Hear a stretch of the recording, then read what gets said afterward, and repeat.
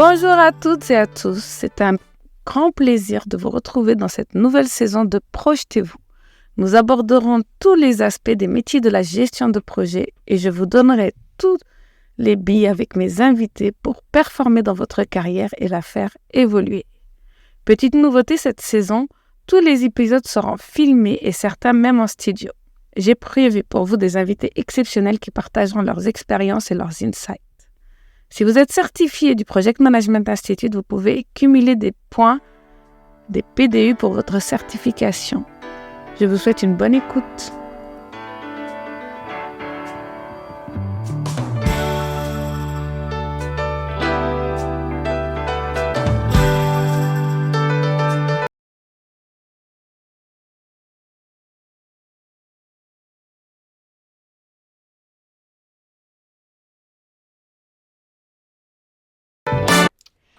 C'est le tout premier épisode de la saison 4. Je suis heureuse de vous retrouver et c'est tout naturel que mon premier invité soit Fawzi Mallar. Fawzi Mallar, c'est mon partenaire et cofondateur de la communauté des néo-leaders et nous allons lancer ensemble la saison 4 de Projetez-vous. Nous aborderons ici les thèmes du leadership, en quoi cela est important dans la gestion de projet pour les chefs de projet et PMO. Nous vous y donnerons quelques conseils pour avoir un leadership authentique et puis vous retrouverez toutes les nouvelles de cette rentrée riche pour la communauté des néo-leaders.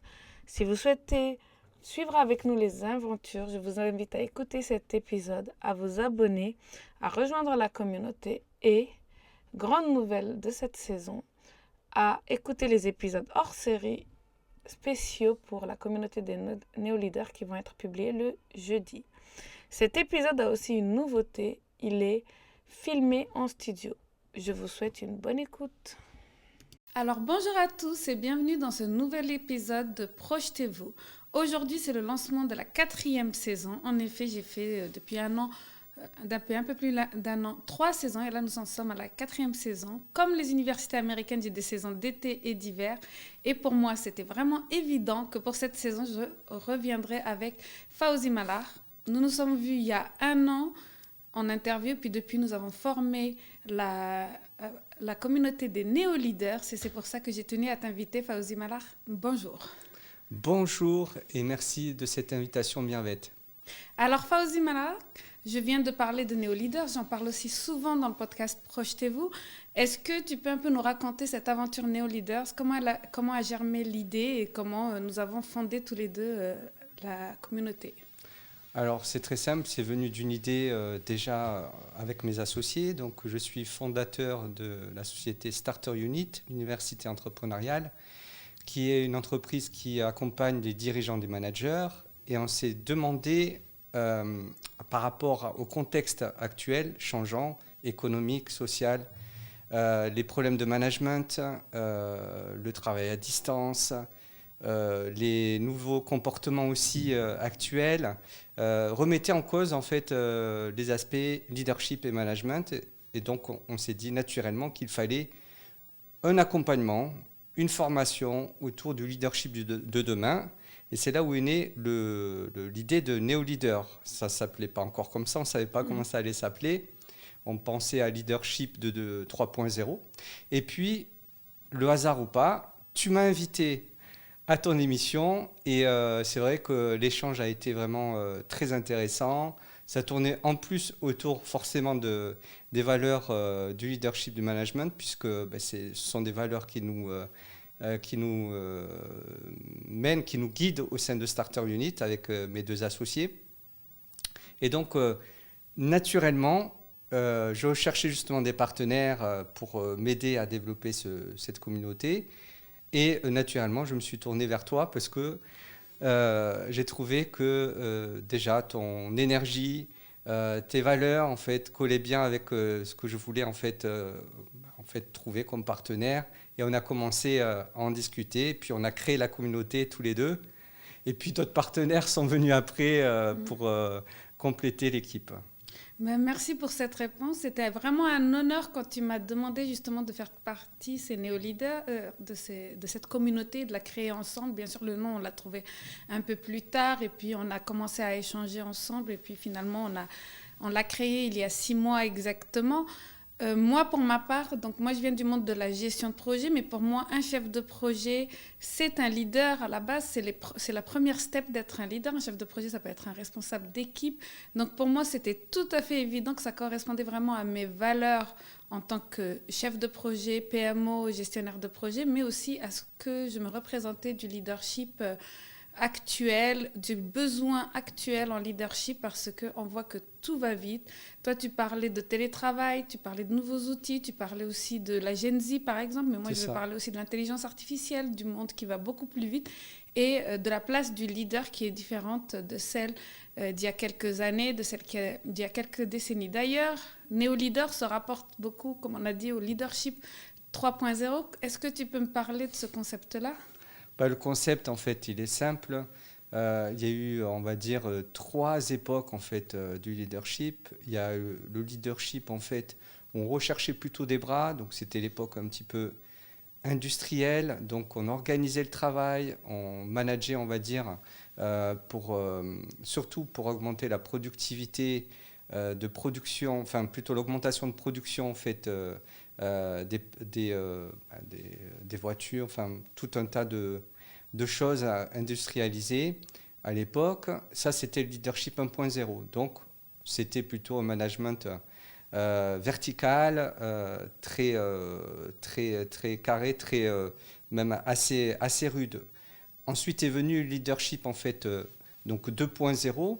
Dans les années plutôt 70, on va dire, on a commencé à essayer de réfléchir à un management un peu moins, on va dire, donc sortant de l'organisation, on va dire, taylorienne, où en fait il fallait faire ses heures, faire le produit en temps de temps, les gestes étaient très découpés, alors que là, dans ce leadership 2.0, on recherchait plutôt donc, des têtes et on recherchait des compétences et de la connaissance. Et donc, on recrutait par rapport à justement cette connaissance, les diplômes et tout ça. Donc, on manageait plutôt des équipes qui géraient un savoir-faire, euh, un, un petit peu de savoir-être, mais pas trop. Et D'accord. c'est là où on arrive au leadership 3.0, où aujourd'hui, on ressent l'envie d'un leadership plutôt où on recherche des cœurs. Alors des cœurs, bien sûr, ça veut dire rechercher plutôt un savoir-être, des soft skills, une manière de se comporter. On respecte beaucoup plus en fait, où on respecte beaucoup plus l'humain. Alors je ne dis pas que ce n'est pas le cas encore aujourd'hui. Ça commence à l'être, mais ce n'est pas encore assez affirmé.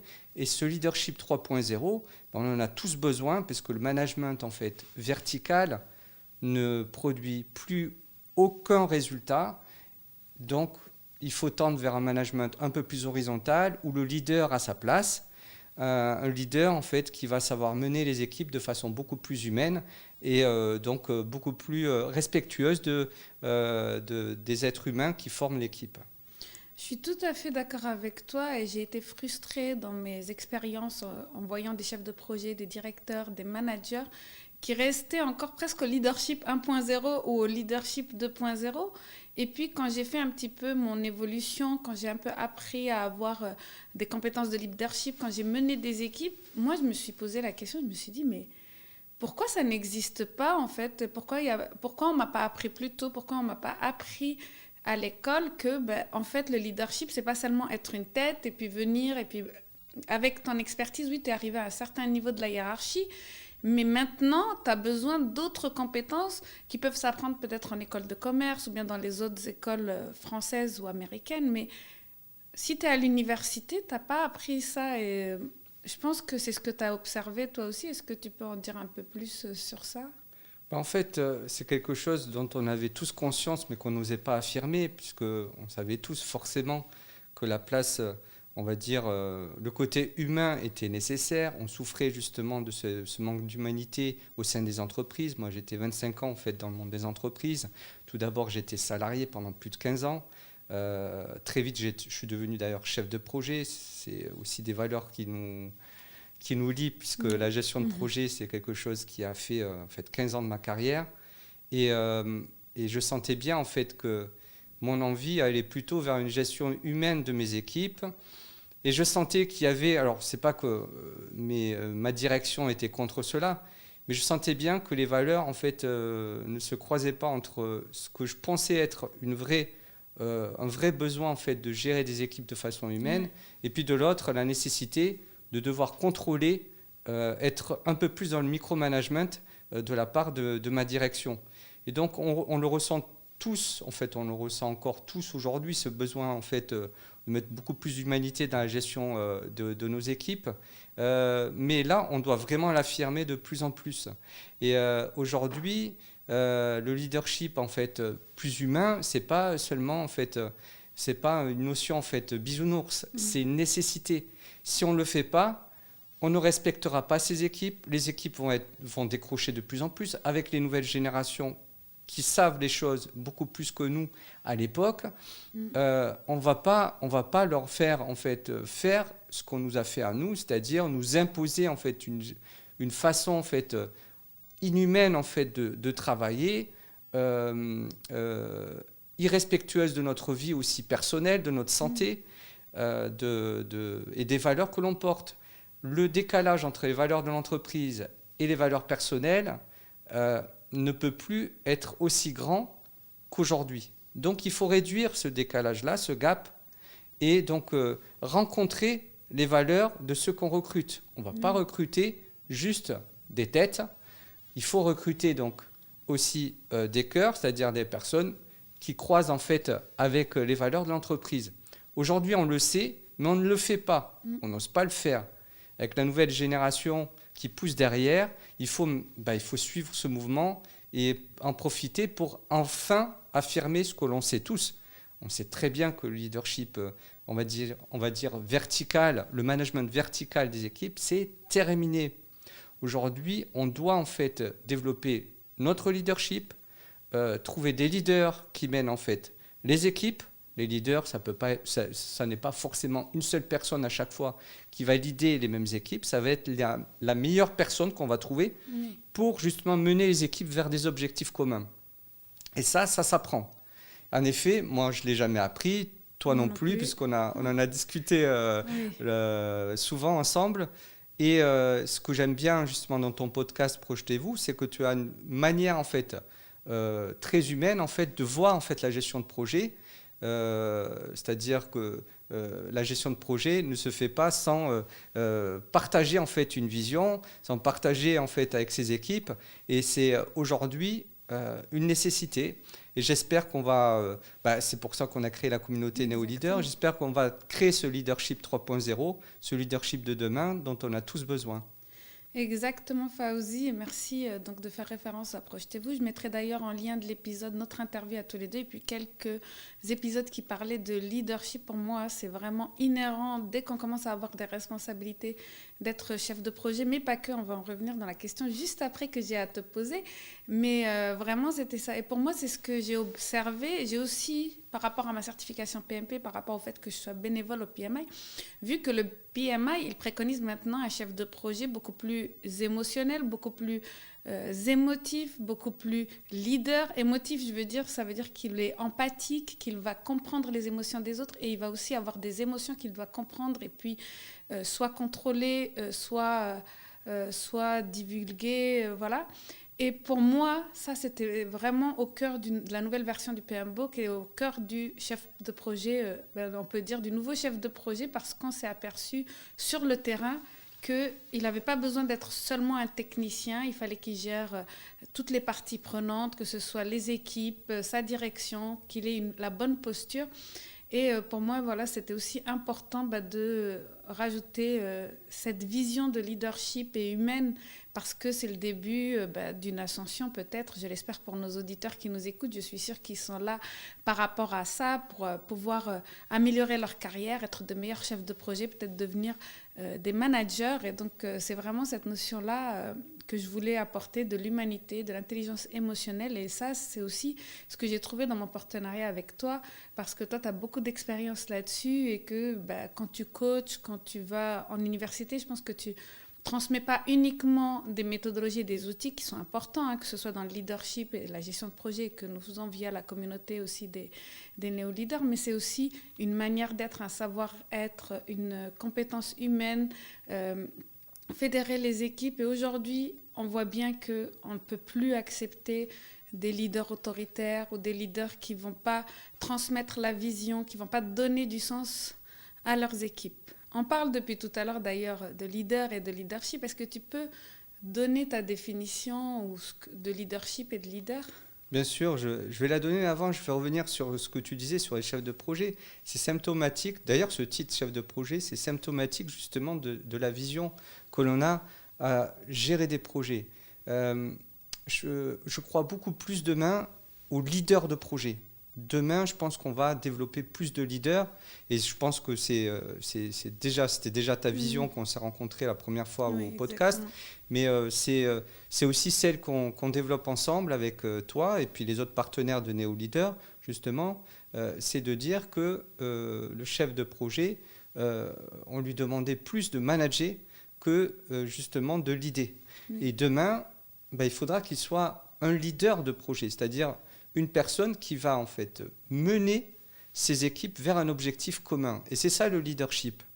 Le leadership, c'est développer en soi sa capacité d'inspirer et de mener une équipe vers un objectif commun. Ce n'est pas en fait de donner des ordres, mais c'est de donner plutôt une direction. Et cette direction-là, en fait, il faut la trouver en respectant la valeur de toute l'équipe, évidemment. Si on sent qu'un membre de l'équipe en fait, n'est pas en fait aligné avec les valeurs communes, là, il va falloir se poser des questions de savoir est-ce qu'il est intégrable en fait, dans l'équipe. Et ça, ce sont des compétences qu'un leader doit avoir. Il doit de suite sentir si une personne va pouvoir s'intégrer en fait, en fonction des objectifs qui ont été définis. S'il ne va pas justement créer en fait une mauvaise ambiance virale au sein de l'équipe. Et ça peut aller très très vite. Il suffit juste de donner en fait une sorte d'information en fait erronée et c'est terminé. Et là on met le doute en fait au sein de l'équipe et ça peut exploser. Le leadership c'est ça, c'est développer des compétences justement.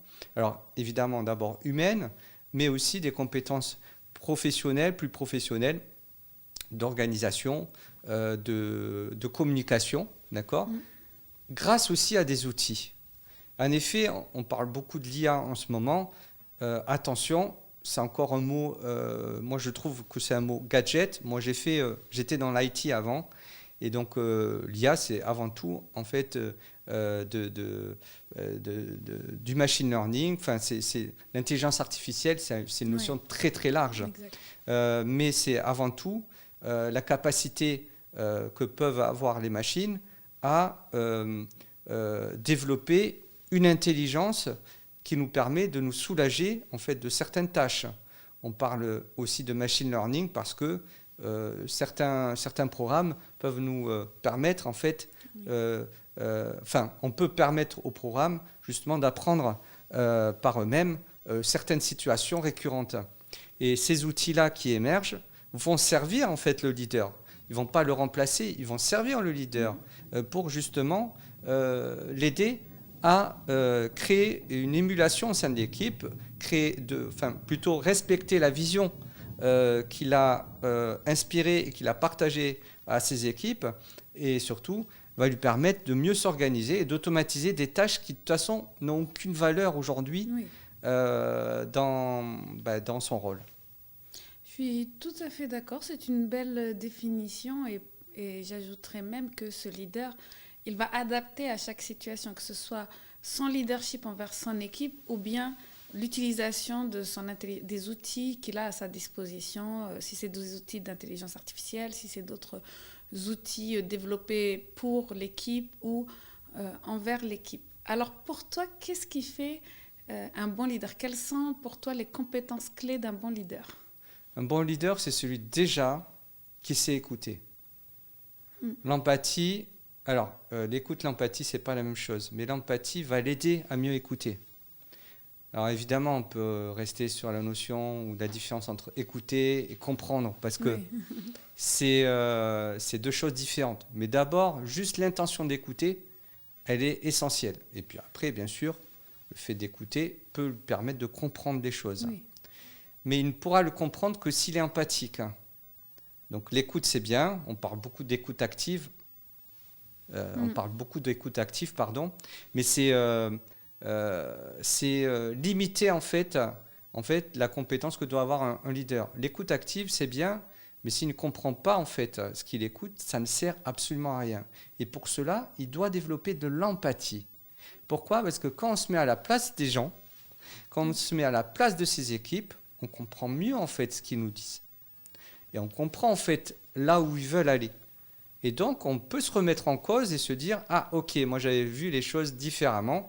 Bah, là, en fait, je vais essayer de m'aligner peut-être un peu plus avec l'équipe et de voir si, en fait, justement, notre relation peut continuer à être alignée en fonction de la vision qui a été partagée. » Donc, première compétence, l'écoute et bien sûr, doublée d'empathie pour comprendre en fait ce qui est dit par ces équipes.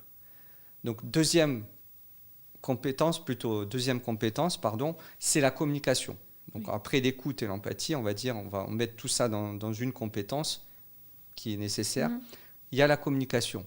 La communication, elle permet, à partir de l'écoute, de partager en fait déjà, de confirmer qu'on a bien compris ce qui a été dit et on va pouvoir communiquer ce qu'on a compris et ce qu'on pense devoir faire pour justement arriver aux objectifs qui ont été définis ensemble. Donc la communication, c'est la compétence aussi, une des compétences essentielles. La troisième compétence essentielle, c'est l'organisation. Évidemment, à partir du moment où on communique, c'est bien. On communique, tout est dit, donc c'est parfait. Souvent, le leader, il est un petit peu, la vision du leader, il est un petit peu arrêtée à ce niveau-là. C'est-à-dire, un leader, c'est celui qui a une aura, qui sait communiquer, qui porte bien, qui respecte un certain nombre, on va dire, de caractéristiques liées à l'image.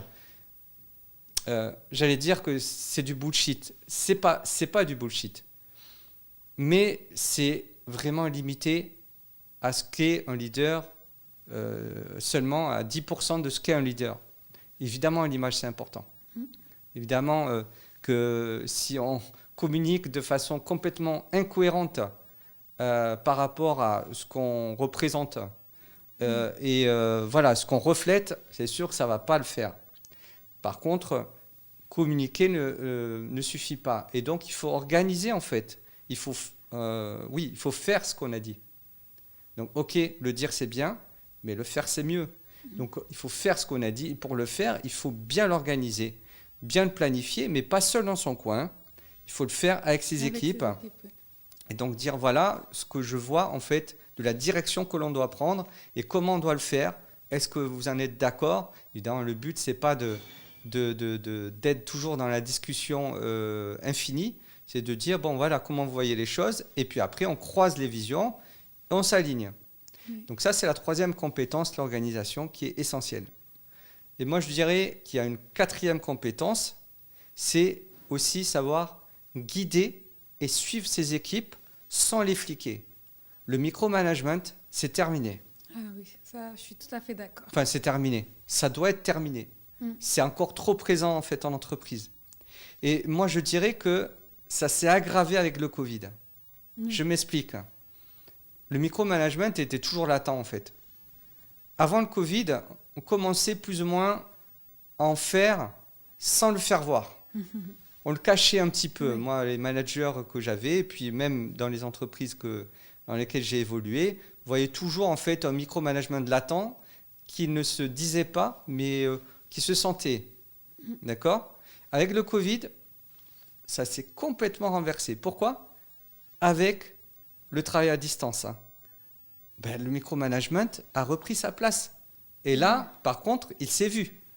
Pourquoi? Il fallait traquer, il fallait suivre, il fallait s'assurer que les équipes travaillaient bien et n'étaient pas en fait en short, en tongs chez eux, en train de faire autre chose. Oui. Je caricature. En train de faire autre chose que ce qu'ils devaient D'être à faire. la plage, comme disait un de Être mes à la- voilà, c'est pédagogues. ça. Le télétravail, c'est pas la plage. Jusqu'à aujourd'hui, j'ai cette phrase parce que moi, j'ai l'impression que les gens qui travaillent au bureau, ils travaillent aussi en télétravail. Mais bon. D'un côté, justement, ben, c'est ça. D'un côté, on a amélioré le comportement en fait, de la personne qui travaillait professionnellement, c'est-à-dire qu'on l'a aidé à prendre conscience qu'il y avait une autre façon de travailler. De l'autre côté, on a augmenté la peur des managers Oui. que ces équipes fassent n'importe quoi. Donc on est retombé dans un micromanagement qui se voyait beaucoup plus. Donc le fait de guider, de suivre de façon, on va dire, humaine ces équipes, sans les fliquer, c'est notre compétence du leader. Et on va prendre les leaders qu'on connaît tous, évidemment, quand on parle de leader, on pense aux grandes femmes, aux grands hommes en fait, de l'histoire qui ont fait justement le monde qu'on connaît aujourd'hui.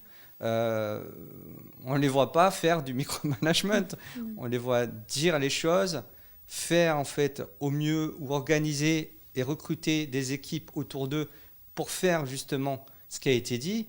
Et voilà, c'est ça en fait le leadership.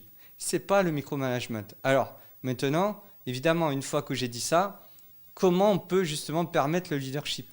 Alors, c'était ça, oui, exactement. Donc, moi, pour ma part, là, tu m'as donné des compétences qui sont aussi clés à la gestion de projet. Donc là, je pense, vous ne devez pas vous affoler, vous dire « Ah non, mais moi, je ne suis pas un bon communicant, moi, je ne sais pas guider. » Tout ça. Je pense que toutes ces compétences s'acquièrent, se travaillent pour vous mener au leader que vous souhaitez être, au leader qui est adapté à vous et aligné avec vous-même. Pour moi, je vous conseillerais de commencer déjà à maîtriser tout ce qui est gestion de projet. Donc, comme on a dit, la communication, c'est dans la gestion de projet. Aujourd'hui, même le PMI, il parle d'écoute active, de connaître tous les besoins de toutes les parties prenantes, de voir quelle est la partie prenante qui va être contre, qui va freiner notre projet. Donc ça aussi, c'est dans la gestion de projet. Il y a aussi, tu as parlé de communication, d'organisation. Donc la planification, le chef de projet, il le maîtrise. C'est même un de ses rôles principaux de planifier avec ses équipes, d'estimer, de s'assurer que les équipes vont le faire dans le planning qui a été déterminé ensemble. Hein. Bien sûr, aujourd'hui, le chef de projet, il le fait ensemble avec ses équipes. Le leader le fait ensemble avec ses équipes. Ça ne sert à rien de dire à quelqu'un, tu dois me faire cette tâche en une journée, sachant qu'il ne connaît pas la capacité de la personne à faire cette tâche et la durée. Donc, c'est vraiment un échange continu pour pouvoir prendre en compte aussi les contraintes de chacun, les capacités de chacun, et puis guider. Ben oui, le chef de projet, il veut que son projet soit fait dans ce qui a été prédéterminé dès le début. Donc, il va guider tout le monde, que ce soit ses équipes, ses fournisseurs, ses clients, ses parties prenantes, sa direction. Donc tout ça, je pense que déjà une forte connaissance justement des méthodologies de la gestion de projet est importante, mais c'est surtout, ne vous dites pas, moi je ne suis pas fait pour être leader parce que je ne sais pas communiquer, parce que je n'ai pas assez d'écoute active, je ne suis pas empathique, on m'a appris à être logique, hein. De toute façon c'est ça, le scolaire nous a appris à connaître de la technique, donc on arrive à un niveau où on est fort techniquement.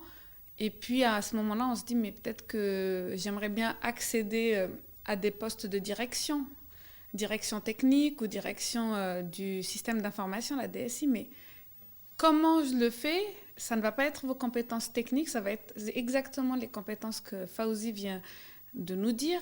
Et c'est ça sur lesquels vous travaillez, c'est aussi ce que nous, on vous met à disposition avec Neo Leaders. Puis finalement, tu as parlé des leaders inspirants. Il y a des leaders inspirants, il y a des méthodes inspirantes, il y a des livres sur le leadership. Donc, nous, vraiment, on s'inspire de tout ça pour vous donner le meilleur plan d'action pour devenir le leader que vous espérez être. Je pense. Est-ce que toi, tu as des conseils à donner justement pour acquérir ces compétences comme tu viens de les énoncer? Parce que je pense que nos auditeurs, ils se disent, bon, je ne sais pas faire 3 choses de ce qu'il m'a dit, c'est bon, je ne suis pas fait pour être leader, ou bien ça ne va jamais matcher avec mes équipes si je ne m'améliore pas. Déjà, moi je crois beaucoup en l'expérience. À partir du moment où on a dit justement qu'on développait ses compétences, il faut l'expérimenter. Le leadership, ça se prend en fait. Ça s'apprend Ça s'apprend, on va dire, avec l'expérience, mais surtout ça se prend. Ça veut dire quoi? C'est-à-dire qu'on prend la décision d'être un leader. Si on se sent capable de l'être, ben on prend le leadership et on le développe. Et ça commence toujours par une intention, parce que les compétences, la connaissance, même la posture n'est rien si on ne prend pas justement le leadership. Donc première étape, c'est ça. Donc il faut développer une confiance en soi aussi, qui est un prérequis à tout ce qu'on vient de dire juste avant. Et la deuxième chose, c'est bien sûr, parce qu'on a parlé des compétences liées à l'écoute active, l'empathie, etc., il faut être authentique. Ce n'est pas vraiment une compétence, en fait. C'est même pas un savoir-être. C'est une intention. Donc, je reviens toujours sur cette intention. On prend le leadership de façon authentique, c'est-à-dire qu'on ne veut pas le prendre, en fait, en essayant de mentir sur ses intentions, justement. On le prend de façon authentique. C'est-à-dire qu'à partir du moment où on prend cette décision-là, ben, on peut se permettre justement de développer ses compétences et d'arriver à développer son leadership. Et ça, c'est, je dirais, le goulot d'étranglement le plus récurrent en fait, qu'on retrouve en fait, dans la gestion de projet, mais dans le management. Leadership. Rester vrai, ne pas mettre son masque et puis ne pas se dire... voilà, si je ne mets pas ce masque, je ne vais pas être respectée par mes équipes, je vais pas... Donc, rester vrai, je pense. Rester vrai, mais pourquoi? Ce n'est pas juste pour dire, voilà, oui, super, on est authentique. C'est parce que c'est nécessaire. L'être humain ressent quand on n'est pas authentique, quand on est stressé. Tout le monde, ça, ce n'est pas une compétence à développer. Tout le monde ressent, en fait, quand la personne, quand elle parle, ben, on sent que c'est une posture. On sent que, bon, voilà, c'est pas vraiment derrière, on dit oui, mais on pense le non. Ça, c'est une nécessité d'être authentique. Et c'est même, je veux dire, une faute, ça deviendra demain une faute professionnelle de ne pas l'être. Alors pourquoi aujourd'hui on ne développe pas assez son authenticité? Parce que dans le monde professionnel, c'est mal vu encore. Exactement. C'est encore latent. J'espère qu'avec la nouvelle génération qui va pousser derrière, nous justement avec nos leaders, on veut justement faire en sorte que cette nouvelle vision en fait, soit portée par les nouvelles générations. On veut justement que cette authenticité soit une règle et envoie à la poubelle ces faux semblants, on va dire ce masque qui est en fait qui est pris pour du professionnalisme, mais en fait c'est une bêtise, c'est une bêtise en fait ce masque, puisqu'il empêche en fait les équipes de développer leur potentiel. Parce que n'importe qui aura envie de faire quelque chose, avant de le faire, va réfléchir aux conséquences de ce qu'il va faire. Mais quelle ânerie, quelle bêtise.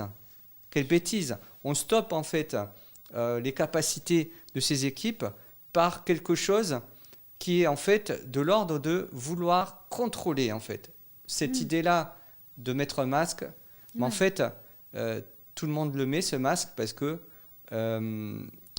on pense que c'est professionnel et qu'il ne faut pas tomber justement dans quelque chose qui peut nous nuire, mais en fait ça vient tout d'abord de la volonté du dirigeant de vouloir contrôler, et donc on met des règles justement pour museler en fait les personnes et éviter bien sûr qu'il y ait une rébellion ou qu'il y ait quelque chose comme ça.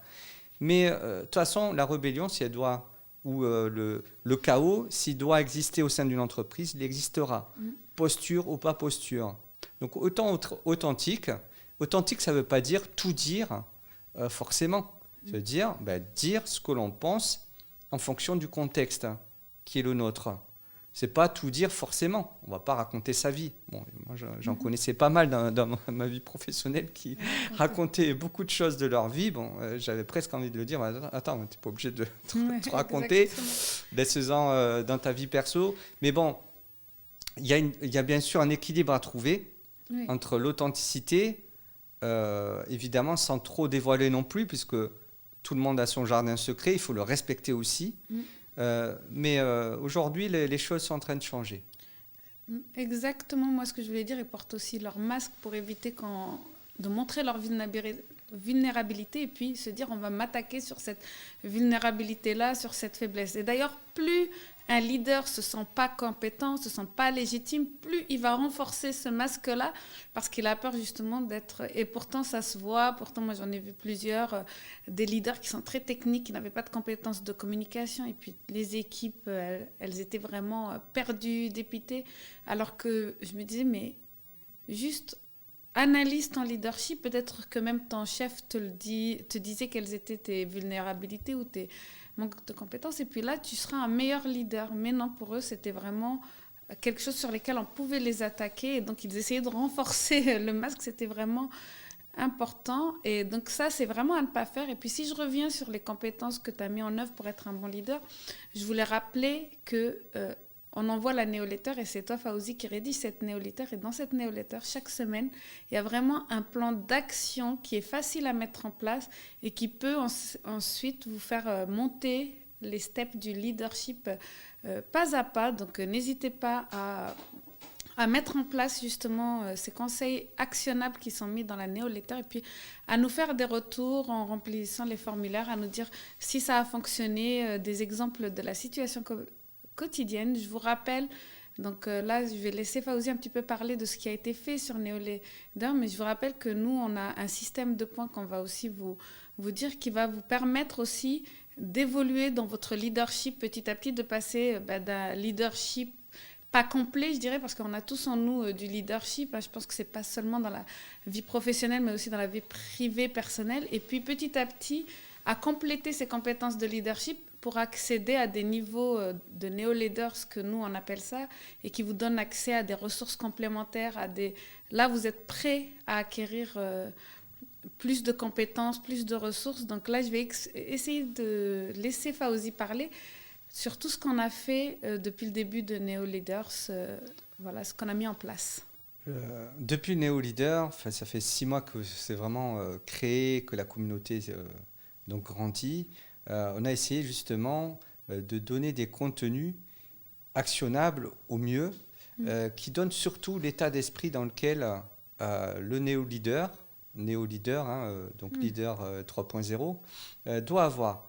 Le plan d'action, il est important dans tous les contenus qu'on partage, et justement qu'on a créé la communauté ensemble tous les deux. On s'est dit, on veut quelque chose qui soit justement, qui permette à la communauté au moins de mettre en place les choses. Maintenant, le leadership, souvent, c'est une vision un petit peu nébuleuse qu'on en a. En fait, on dit, le leadership, c'est un petit peu nébuleux, c'est pas très concret, quoi. En fait, c'est tout le contraire. Le leadership, c'est très concret. C'est des plans d'action, mais qui sont basés avant tout sur des méthodes. Oui. Et si on connaît les méthodes, et qu'on sait les mettre en place, on a tout compris dans le leadership. Les outils sont là, bien sûr, pour nous y aider, mais ils ne suffisent pas. Ils sont au service, en fait, de cela. Qu'est-ce qu'on a voulu? Alors, dans la newsletter, tous les lundis que je rédige, en effet, sur la base des thématiques qu'on produit ensemble, avec tous les partenaires néo-leaders, et avec toi principalement, c'est surtout... de dire, voilà, on a des situations, des contextes qui sont problématiques, comment les régler en fonction des situations, grâce à une méthode et avec un plan d'action pour le mettre en place. On a parlé souvent en fait, de méthodes liées à l'amélioration continue, autour de ce qu'on appelle le Kaizen, c'est-à-dire l'amélioration continue. Ça va être par exemple là dernièrement la méthode GTD, pour justement mettre en place et organiser en fait son travail. Ça va être aussi lié à l'intelligence émotionnelle. Alors c'est très bien, c'est très joli de dire intelligence émotionnelle, mais qu'est-ce que ça veut dire? Comment mettre en place cela et on donne une méthode justement pour le mettre en place et un plan d'action vraiment pour le rendre beaucoup plus concret en fonction des situations qu'on rencontre. Bref, les néo-leaders, la newsletter des néo-leaders permet à notre communauté d'avoir au moins pas seulement des tips ou des astuces, mais aussi l'état d'esprit nécessaire et le moyen de le mettre en place. Et puis, bien sûr, il y a la communauté pour compléter les choses. On sait très bien que ces contenus ne suffiront pas à ce que les personnes maîtrisent vraiment les choses. D'ailleurs, il y a une formation qui va arriver bientôt, plutôt un accompagnement des leaders qui va être proposé. Évidemment, la communauté pourra donc suivre cet accompagnement ou pas, peu importe. Le but, c'est vraiment de permettre d'aller encore plus loin et d'aider en fait aux néo-leaders d'éclore et de développer leur leadership. Et tous les contenus que l'on a fait et les événements aussi qu'on a mis en place. Mais je pense qu'on allait y venir. Mais par exemple, les jeux, les JO du leadership, les Neo Leaders Games qu'on a fait tout cet été, qui ont très bien marché, qui nous ont permis de nous développer encore plus rapidement, en fait, ont permis de développer des compétences tout en s'amusant, en répondant à des quiz, en essayant d'échanger un maximum autour des thématiques du leadership.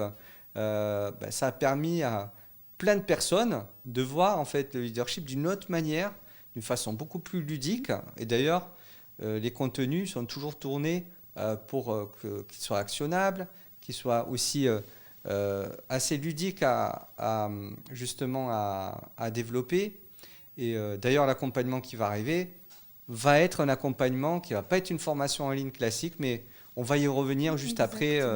Je voulais ajouter par rapport à ce que tu viens de dire, on avait développé des e-books sur le stress du leader, sur anti-burnout, éviter son burnout et celui de ses équipes. On avait aussi développé un e-book sur la checklist de communication. Et puis on avait fait des événements via Zoom. Et puis le dernier, c'était un after-work qu'on a fait dans un endroit très sympa. Vraiment, pour nous aussi, la communauté des néo-leaders, c'est aussi des échanges entre tous ceux qui veulent s'intéresser au leadership, qui veulent devenir des leaders inspirants et impactants.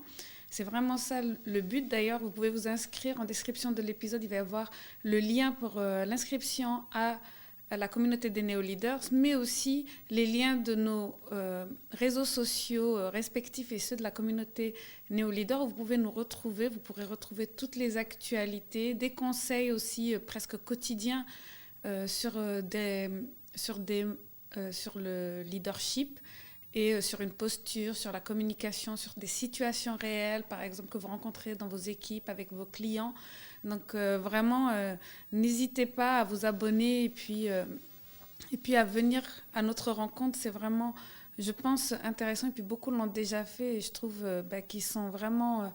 ils ont joué le jeu. Ils ont joué le jeu et puis ils sont toujours prêts à répondre, même si ce n'est pas nous qui répondons, c'est eux qui vont répondre, qui vont relancer le débat. Et ça, je pense que ça a été aussi beaucoup catalysé par les JO du leadership, qu'on a voulu être...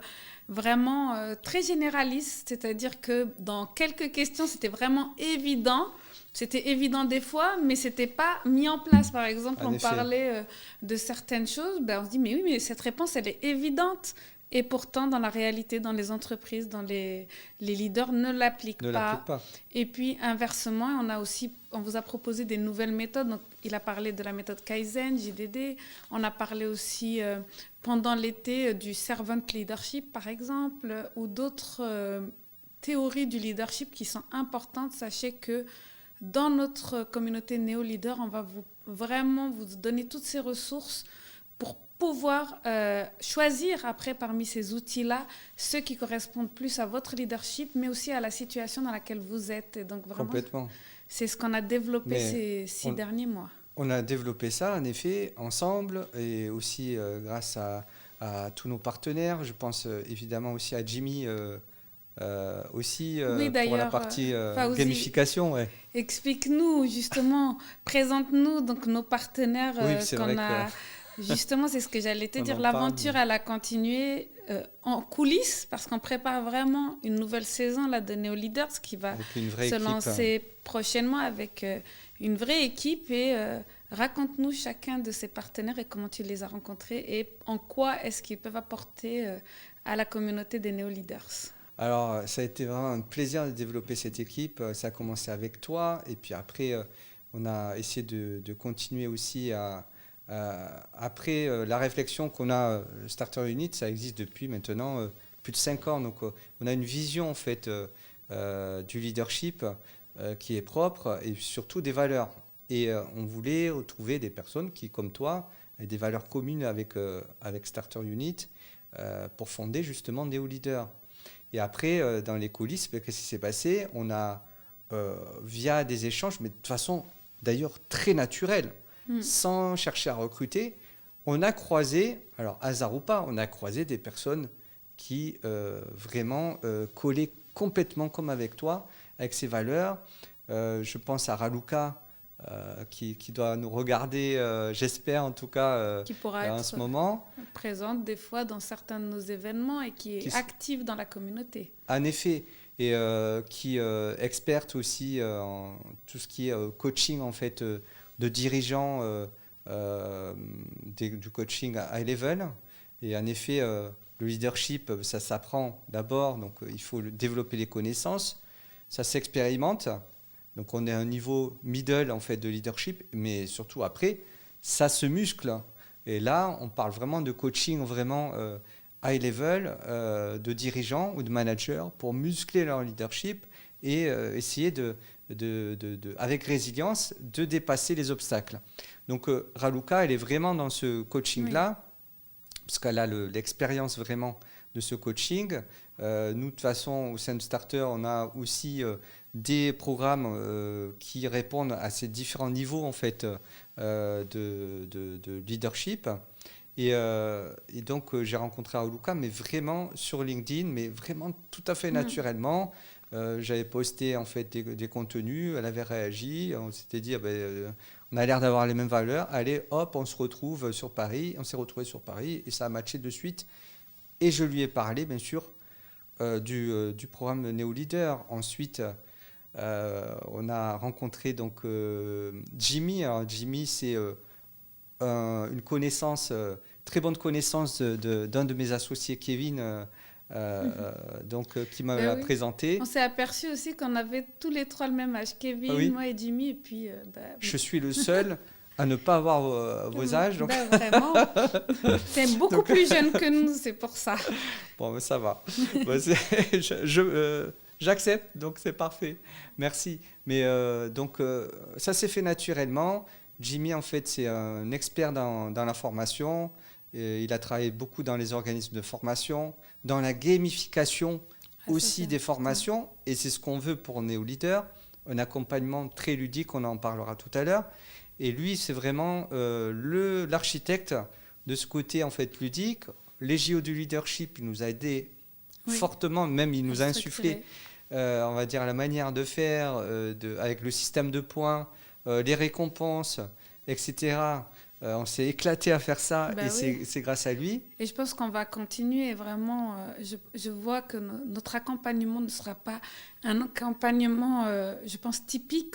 Ce sera vraiment basé sur vos situations et puis vraiment on vous donnera tous les détails. Déjà peut-être un petit début à la fin de cet épisode, mais on vous donnera tous les détails au fil du mois d'octobre, je pense. C'est ça. Mais on va vraiment vous proposer quelque chose d'unique dans la formation et c'est grâce à ce partenariat avec Jimmy de Retrocorp parce que lui, il est vraiment dans le monde de la gamification. Il est dans le gaming tout court. En fait, il a cette expérience à travers les organismes de formation, mais il adore le gaming. Il a développé justement un système de recrutement basé sur le gaming, c'est-à-dire qu'il met en face en fait des jeunes qui veulent en fait avoir un emploi. Il est en fait il a des clients qui recherchent justement à recruter des ressources et lui il les aide justement à les trouver en faisant des tests basés sur en fait des jeux tout simplement. La personne joue en fait. Oui. Et puis à travers la manière dont elle joue, les compétences qu'elle doit développer pour gagner, on arrive en fait à déceler des compétences qu'on n'aurait pas décelées en entretien classique.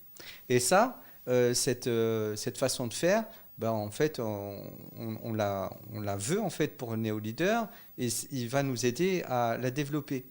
Et on n'a pas parlé. Oui. Attends, bien sûr, et puis on va mettre tous les liens de ses réseaux sociaux pour Bien que sûr, vous ayez voir son univers et puis vous serez, je pense, vous tomberez aussi amoureux de son univers comme nous on l'a fait et puis ça a tout de suite matché notre collaboration et je suis sûre qu'on va faire un grand truc d'accompagnement. On va faire en effet un super accompagnement avec lui parce qu'en plus il organise des événements e-sport, donc tout ce qui est événementiel autour du gaming, il connaît parce que c'est ce qu'il adore faire, c'est sa passion. Il a réussi puisqu'il a aussi de l'expérience en entreprise et maintenant il est en formation, recrutement et tout ça. Il a réussi d'allier sa passion à son travail. Et exactement. Et je pense que c'est ce qu'il va nous apporter aussi dans Néo Leader, c'est-à-dire c'est apprendre le leadership tout en s'amusant, entre guillemets, mais vraiment se renforcer. Je pense que on l'apprend même pour les enfants, hein, c'est comment mieux apprendre en étant ludique et en s'amusant. Donc nous, vraiment, c'est aussi ce qu'on veut apporter. Et puis de façon passionnée, comme il le fait. Et ça me rappelle que Raluca aussi, ou toi, vous êtes animés par cette passion aussi. Je sais que Raluca, elle est passionnée par justement le côté humain. Quand elle coach, elle est empathique, elle développe ses compétences en fait pour aider le dirigeant à sortir en fait de ces obstacles. Et donc cette passion-là, d'ailleurs, moi j'aime beaucoup parce qu'elle va beaucoup plus loin des fois que ce que nous on donne via Néo Leader. C'est je republie ses contenus. D'ailleurs, je vous mettrai aussi ses réseaux sociaux. Mais c'est vrai que Raluca, c'est vraiment, je pense, pour les néo-leaders, quand ils ont acquis une certaine expérience, une certaine expertise et une certaine appétence et compétences émotionnelles, ils peuvent vraiment s'ouvrir, exploser leur leadership et devenir des vrais grands leaderships comme on les connaît dans ce monde. Je pense que vraiment... Et ça ne se fait pas sans vraiment être animé par quelque chose de fort. Et en tout cas, que ce soit toi, Raluca, Jimmy, vous êtes animés par ça. Il y a une quatrième personne qui nous a rejoint et qui est très importante, qui est expert dans le monde du machine learning et de l'IA. Pourquoi ? On le disait en début d'interview, c'est pour nous en fait central, c'est-à-dire que l'outil doit être au service du leadership. Comment en fait ne pas tomber en fait dans le côté trop technique du machine learning, plutôt, hein, on va être plutôt avec cette personne sur ça. Il s'appelle Bader. Donc Bader, je l'ai rencontré, alors pour le coup c'est le seul que je n'ai pas rencontré de façon naturelle ou mise en relation. C'est quelqu'un que je suivais en fait sur YouTube. Je le dis parce que c'est quand même à chaque fois que j'ai rencontré un partenaire Néo Leader, ça n'a jamais été en fait conventionnel. Et je le suivais sur YouTube parce que moi déjà je viens du monde de l'IT, donc j'aime bien en fait ça. Puis je me passionne aussi pour l'IA et le machine learning depuis que j'en fais à l'époque. Hein, et puis je trouve ça passionnant que ça revienne aussi fort aujourd'hui. Et je suivais sa chaîne YouTube, qui est une super chaîne. Oui, dont je mettrai le lien aussi. Vous allez repartir avec plein de ressources. Et lui, il avait une façon d'expliquer les choses très concrète et puis surtout très efficace. C'est pas seulement allez, on va faire une automatisation de contenu qu'on va publier sur les réseaux sociaux, ce qui est utile, hein, sûrement, mais qui n'est pas essentiel pour une entreprise. Une entreprise a besoin d'automatiser ses process, etc. Et lui, il va nous trouver des use cases très concrets, très utiles pour les entreprises, et il va nous les montrer de A à Z gratuitement sur YouTube. En général, sur YouTube, on ne trouve pas en fait des choses en fait pratico-pratiques, on va dire. On nous explique souvent en fait, on va dire le process sans nous montrer vraiment la réalité du truc derrière. Bon, je dis ça, mais bon, ça existe, hein, mais c'est quand même assez rare. Et lui va aller jusqu'au bout en fait de sa démonstration. Et il va nous aider justement à savoir comment mettre justement au service du leadership l'IA, ou en tout cas l'automatisation. D'ailleurs, il ne parle pas que du machine learning, il parle sur sa chaîne d'outils no-code, essentiel. Je pense qu'il faut connaître en fait ce que sont en fait les outils no-code. L'IA évidemment, mais plus à travers au-delà même des LLM. Donc LLM. oui, en fait c'est tout ce qui est en fait analyse textuelle. D'accord. Ou IA générative, pardon, excusez-moi. Je ne veux pas rentrer dans le détail, mais IA générative, au-delà de l'IA générative, il y a tout un univers en fait lié à l'IA entre guillemets. En particulièrement, la partie qui nous intéresse nous, c'est le machine learning, parce que le machine learning, c'est le futur en fait du leadership. Cette gestion de connaissances que nous que nous utilisons de façon intuitive en tant qu'humains, la machine va pouvoir l'utiliser de façon beaucoup plus concrète et va apprendre à connaître des situations, à améliorer leur résolution, etc. Donc Bader, c'est le dernier partenaire qui nous a rejoints et qui est en train vraiment de développer des contenus pour NeoLeader qui vont sortir d'ailleurs, si ce n'est pas déjà le cas, qui vont sortir très bientôt. Exactement. Donc, nous, dès le début avec Fawzi, donc on avait dit la gestion de projet, c'est important pour un leader. La communication, aussi cette intelligence émotionnelle, cette organisation. Et puis, on s'est dit, mais on ne peut pas passer à côté de l'intelligence artificielle. Nous, on veut faire la communauté des leaders 3.0. Donc, il faut vraiment que dans notre accompagnement, notre futur accompagnement, inclure tout ce qui peut aider le leader à être un meilleur leader. Et c'est évident qu'aujourd'hui, on ne peut pas passer à côté de l'intelligence artificielle. Et ce fut vraiment un déclic quand on a vu justement les vidéos de Bader. Et puis lui-même, il est passionné et il veut apporter à la communauté des leaders, la communauté des néo-leaders, vraiment des connaissances et des compétences actionnables, faisables pour vous faire gagner du temps. Et gagner du temps avec l'intelligence artificielle, gagner aussi comme on a dit, machine learning, des connaissances qu'on n'arrive pas des fois à gérer, qu'on oublie ou des choses comme ça. Ça nous permet d'être un meilleur leader et de se concentrer par exemple sur l'humain, de se concentrer sur la gestion des équipes, de faire monter les potentiels, de donner un sens, de donner la vision et de ne pas être en burn-out. Donc on revient à ce sujet d'épuisement, de devoir toujours courir après les tâches. Et donc nous, ça a été vraiment une évidence que l'intelligence artificielle est Bader, notre dernier partenaire aujourd'hui. Il y aura peut-être d'autres. Il y en a d'autres, en tout cas dans le viseur, mais pour l'instant, c'est l'équipe actuelle. Et en fait, Bader Ladjali, donc moi, ce que j'ai apprécié aussi, c'est que c'est quelqu'un de pragmatique, de passionné, comme nous tous. Et ça ne s'est pas fait par hasard, puisque forcément, on attire ceux qui partagent nos valeurs. Donc, demain, l'accompagnement en fait, des nouveaux leaders se fera forcément avec justement ces outils, avec aussi ces savoir-être, ce savoir-faire évidemment, mais surtout un état d'esprit qui est différent de celui que l'on a encore aujourd'hui. Et pour cela, il faut accompagner, il faut former en fait ces leaders. Il faut changer l'état d'esprit. C'est pour ça que j'interviens moi dans des business schools aussi.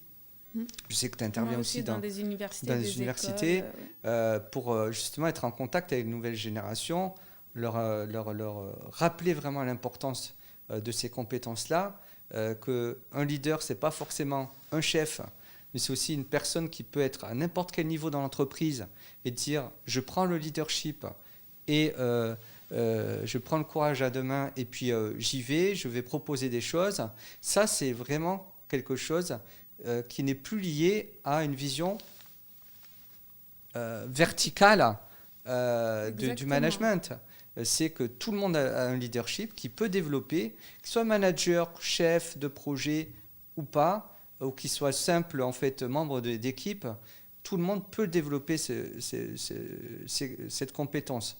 Nous, c'est vrai qu'on cible plus les dirigeants et managers, mais évidemment, à travers cet accompagnement, il est important pour nous aussi de rappeler que les équipes doivent aussi développer ces leaderships. D'ailleurs, je fais des accompagnements de dirigeants qui a nécessité aussi d'accompagner les équipes dans cette même lignée. Quand on fait des coachings au sein de Starter, on sait très bien que le coaching de dirigeant ne suffit pas parce qu'il faut l'aligner avec les équipes ou de managers. Il faut l'aligner avec les équipes en fait qui dirigent. Et donc ça se fera pas en fait de façon classique où on dit bon voilà, tu dois développer ton leadership, ben on va te former, ben tu seras un leader.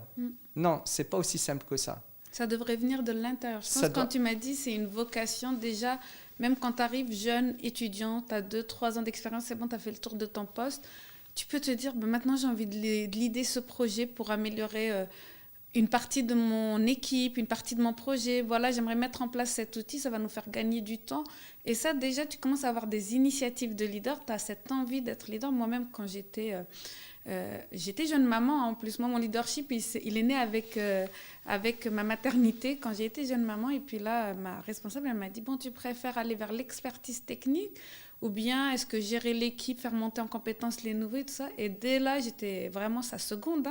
Je lui ai dit, moi, j'aime beaucoup cet aspect-là de faire monter en compétences les gens, de les accompagner, de les leader, d'avoir un projet et que je le fasse de bout en bout et que j'emmène avec moi quelques personnes de l'équipe. Donc ça, c'est une vocation qui arrive très jeune et qui peut aussi vous inciter justement à vous renseigner sur le leadership. Moi, j'ai des jeunes personnes qui veulent évoluer dans leur carrière et elles ont besoin de penser à ce leadership très tôt. Et c'est ce que aussi je conseille à nos auditeurs. Aujourd'hui, vous n'êtes pas leader, mais peut-être dans 2, 3 ou 5 ans, vous le serez. Donc, commencez déjà à vous renseigner, à regarder ce qui se passe dans le monde du leadership, sans passer par un MBA qui va être coûteux et qui est vraiment accessible qu'à certains. Après, tu me parles d'MBA. Quand on regarde les formations, parce qu'on intervient tous les deux dans des universités, et j'interviens dans une business school et d'autres organismes de formation d'ailleurs. Mais dans les business schools, vraiment, le contenu des formations a beaucoup évolué ces derniers temps. Vraiment, il est d'une grande qualité. Maintenant, ce qui manque, c'est l'expérimentation aussi. Exact. Moi, je le teste au sein d'une business school. Je tairai le nom, mais bon, vous devinerez si vous allez sur mon profil. On le teste à travers un programme donc de gestion de carrière et on essaie justement d'expérimenter ce leadership déjà pour les étudiants. Oui. Et ça, c'est déjà une bonne prise de conscience. Maintenant, il faut proposer quelque chose de ludique, justement qui donne envie en fait aux personnes de développer ce leadership parce que c'est quand même avant tout une histoire de confiance, d'intention. Oui. C'est quand même pas simple à développer le leadership. C'est pas juste tu vas te former à tel outil et tu maîtrises l'outil. Ça va demander déjà d'activer cette intention personnelle de développer ce qu'il y a en nous. Donc déjà développement de confiance, première étape. Donc l'intention, et ensuite expérimentation. Donc ça ne demande pas de développer ses compétences comme ça via une formation classique. Ça existe, mais je peux le dire, c'est inefficace. Je peux le dire parce que j'ai l'expérience à la fois en tant que salarié, en tant que freelance, maintenant en tant que chef d'entreprise, en tant que professeur qui intervient au sein de business school. Je forme quand même pas mal de nouveaux apprenants, je forme des dirigeants et j'accompagne surtout des dirigeants. Je vois très bien que ça ne fonctionne pas en fait la formation classique où tu as telles étapes, tant de connaissances, allez vas-y, je t'apprends ce que c'est le branding, je t'apprends ce que c'est la communication, j'apprends ce que c'est que la gestion, je t'apprends ce que c'est la partie juridique, les finances, non. Stop, un dirigeant, c'est pas un enchaînement en fait, ou un manager, d'ailleurs, pas un enchaînement de compétences qu'on va apprendre à travers une formation classique. C'est un ensemble en fait, en effet, de compétences mis au service d'une intention. Et donc ça, on ne peut l'apprendre qu'à travers de l'expérimentation ou un accompagnement dynamique, donc basé sur du jeu, pour justement animer ce qu'il y a au plus profond de nous et débloquer des choses qu'on ne pourrait pas débloquer si on suit bêtement désolé pour ceux qui proposent ce genre de programme, mais bêtement faites des vidéos les uns derrière les autres, en agrémentant cela avec de l'animation via des masterclass, ce genre de choses. Ça ne marche pas. Parce qu'il y a plein de programmes qui existent, mais qui ne fonctionnent pas. Moi, j'ai des tonnes de personnes qui reviennent vers moi et qui me disent, voilà, j'ai fait telle formation et qui n'ont pas évolué depuis. Et qui sont des dirigeants qui voulaient développer leur entreprise. Ils ont fait telle formation à plus de 2000 euros, certains beaucoup plus, et se retrouvent en fait démunis financièrement, démunis au niveau mental. Et pourquoi ? Parce qu'on n'a pas travaillé ce qu'il fallait. Moi, c'est important, on partage la même vision des choses, il faut le faire dans le temps. C'est pour ça qu'on a Jimmy avec nous, par exemple, pour pouvoir vraiment répondre à une situation que vous vivez et à travers laquelle vous voulez améliorer votre leadership. Donc, c'est assez complet. Je pense que c'est pour ça qu'on veut vraiment changer le format. Et puis, c'est pour ça que vraiment, c'est ce qui nous anime tous, nous, avec nos partenaires.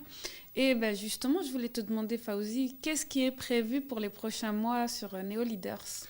NeoLeaders, on veut déjà développer la communauté encore plus. On atteint déjà un seuil intéressant de nombre des membres en fait de la communauté. On veut développer toujours de plus en plus de contenu. Là, il y a un petit break cette semaine, les dernières semaines, parce qu'on prépare la suite. Et la suite, c'est quoi ? C'est d'abord des after-work, évidemment, des moyens de réunir en présentiel sur Paris, malheureusement seulement aujourd'hui. On sait que nos membres sont un petit peu éparpillés dans tout le pays. Mais d'abord sur Paris, en effet, de façon récurrente tous les mois. On va faire ça tous les mois. Mais aussi, c'est des contenus inspirants sur les réseaux sociaux, principalement sur LinkedIn. C'est la newsletter tous les lundis. Mais surtout, c'est un nouvel accompagnement qui va sortir pour ceux qui veulent aller encore plus loin, qui sera un accompagnement dynamique, suivi et ludique.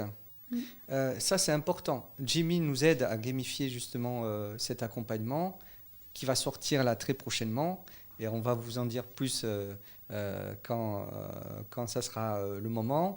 Et voilà ce qui nous attend les prochains mois. Et surtout, ce qu'on en souhaite, c'est faire le premier événement plus tard, vraiment autour de leadership de demain.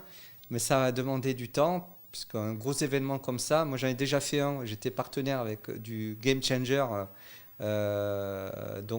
sur Paris, où on a accueilli avec notre partenaire Amel, si elle nous écoute, Anthony Bourbon, Idriss Aberkan et Stanislas Gruot, plein de grosses têtes d'affiche qui sont venus justement devant un public d'entrepreneurs.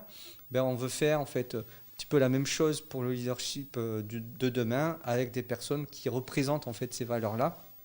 Ouais. Donc ça, c'est ce qui nous attend. Bon, ce n'est pas encore fait pour le dernier, c'est-à-dire l'événement. Mais c'est dans notre ligne de mire. Et puis, c'est dans l'objectif. Moi, je voulais rajouter dans cet accompagnement qui sera actuel, c'est-à-dire qui sera avec les besoins du moment, avec ce qui se passe en ce moment dans notre société et avec tout ce qu'un leader doit... Tout ce à quoi un leader doit faire face, la vitesse, la Gen Z, le monde, puisque aujourd'hui on est ouvert vers le monde interculturel. Et puis moi, je voulais vous dire aussi que jeudi prochain aussi commence notre nouvelle petite série de podcasts sur Projetez-vous. J'accueille tous les jeudis un hors-série qui sera pour la communauté des néo-leaders où on pourra échanger tous les deux, c'est sur un format de 10-15 minutes, et puis aussi accueillir nos différents partenaires ou des personnes qu'on semble vraiment pertinentes pour les sujets du moment. Donc, je vous invite à vous abonner à Projetez-vous et puis à suivre nos actualités pour savoir tout ce qui va se passer dans notre communauté. Je le conseille vivement aussi, parce que je connais vraiment la qualité de ce travail. Le fait aussi que tu intègres ce programme, ces hors-séries, vraiment, c'est une chance pour nous aussi. Merci de le faire, même si, en effet, on est partenaire sur NeoLeaders. Et c'est gagnant aussi. C'est gagnant pour la communauté des chefs de projet qui sont là. Et puis, c'est gagnant pour les leaders qui ont tout intérêt aussi à voir comment les chefs de projet évoluent, quelles sont leurs compétences. Et puis, parce que les chefs de projet Ça peut être faire partie de leurs équipes, ça peut aussi faire partie aussi pour les leaders de faire monter en compétence leur chef de projet. Donc je pense que c'est vraiment un format gagnant-gagnant Oui, en plus, pour les deux communautés. c'est un format qui est super innovant par rapport à ce qui déjà se faisait et qui était super. Mm. Donc c'est hors série. Moi, il me tarde voilà, de les voir en fait arriver et puis d'y participer aussi si besoin. Donc voilà. Donc merci pour ça. Et bien sûr, plein d'autres choses évidemment qui vont arriver tout au long en fait de l'aventure. Comme on a pu faire les JO du leadership, il y aura forcément d'autres événements digitaux digitaux, pour fédérer toute notre communauté. voilà, des challenges ou d'autres choses comme ça. Voilà. On arrive un peu à la fin de l'épisode, Fawzi. Donc moi, j'aime bien poser maintenant pour cette nouvelle saison la question si on devait retenir une chose de tout notre épisode, et on sait que ça a été riche en conseils, en plans actionnables, en état d'esprit, qu'est-ce que tu voudrais que l'auditeur reparte avec ? Par rapport à cette émission-là, Oui. ou par rapport à cette émission, je dirais qu'il faut déjà qu'ils retiennent le fait que le leadership, ça se prend et ça part d'une décision, d'une intention. Ça, c'est vraiment la chose qui peut paraître basique, mais qu'il faut qu'ils retiennent.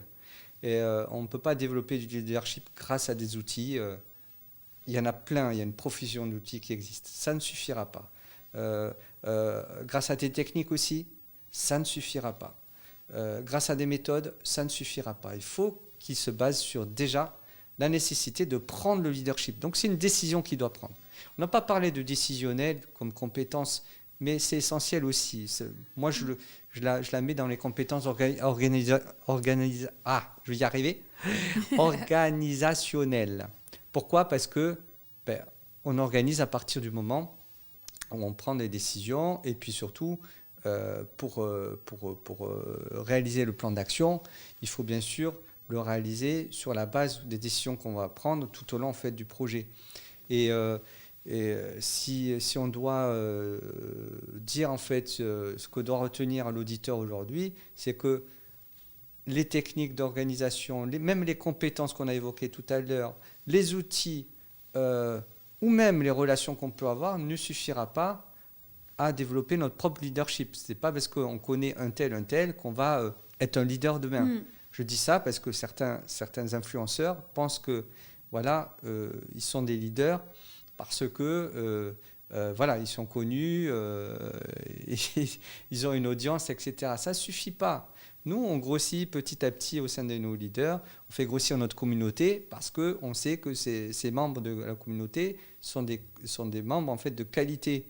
Et on le fait vraiment en étant attentif justement à leur donner le meilleur des contenus et à les écouter. Donc je pense que ce que doit retenir notre auditeur, c'est ça déjà. Donc prendre le leadership, avoir l'intention de développer ce leadership, le faire en se disant qu'il va être au service de ses équipes, de ceux pour qui en fait il développe de la valeur. Voilà. Déjà la seule chose qu'il devrait retenir, c'est ça. Merci beaucoup Fawzi. En tout cas, c'était un honneur pour moi d'animer cette première émission de la saison 4. En plus, on est dans un studio. Donc, si vous voulez avoir la full expérience, n'hésitez pas à aller sur ma chaîne YouTube. Et puis, peut-être que Fawzi la mettra aussi sur sa chaîne YouTube. Sûrement. Et puis, j'insiste à regarder tous les liens qu'on vous donne dans l'épisode, puisqu'on en a parlé, les descriptifs, que ce soit les anciens épisodes de podcast ou bien tous nos partenaires, ce qu'ils font. Si vous voulez vous imprégner de l'univers Néo-Leaders, c'est vraiment très intéressant. Et donc, je te remercie, Fawzi, d'avoir fait cette première émission avec moi dans ce cadre exceptionnel. Merci de m'avoir invité. Merci à tous nos auditeurs de nous avoir écoutés. J'espère que cela vous aura aussi inspiré, vous aura aussi mis cette intention d'être leader. Même si vous n'êtes pas à un poste de leadership, vous pouvez l'avoir à n'importe quel moment de votre vie, sur n'importe quel type de métier, sur votre vie professionnelle, votre vie personnelle, mais aussi vos hobbies. Si vous faites de l'escalade ou si vous faites de l'associatif, alors n'hésitez pas. En attendant, je vous retrouve la semaine prochaine pour un nouvel épisode et ce jeudi pour un épisode spécial hors série. Projetez-vous, spécial Néo-Leader. Bonne journée, bonne écoute et puis à bientôt. À bientôt. Merci d'avoir écouté Projetez-vous. Sachez que cet épisode est aussi disponible en visuel à partir de mercredi sur YouTube, donc n'hésitez pas à regarder l'épisode en entier. Si vous souhaitez soutenir le podcast, n'hésitez pas à laisser un commentaire, un avis sur votre plateforme d'écoute préférée.